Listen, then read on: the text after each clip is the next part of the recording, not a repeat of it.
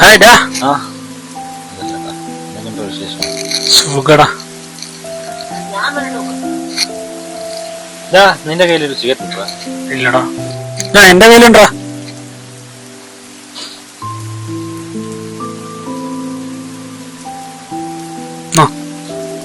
എന്റെ കയ്യിലാണ് ഒരിക്കലും ഒരു സിഗരറ്റ് ഉണ്ടാവില്ല.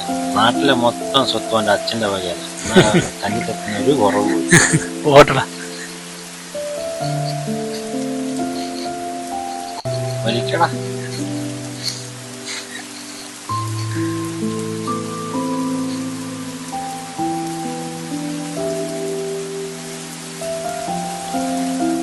വേറെന്താടാ? നീ പെണ്ണ് കാണാൻ പോയട്ടോ? ഇല്ലടാ, ഞാൻ പോയില്ലടാ. പണ്ടങ്ങ ചത്തുപോയ പെണ്ണിന്റെ ജാതം നോക്കി എന്ത് കാര്യടാ? നല്ലപോലെ ജീവിക്കാൻ നോക്കി.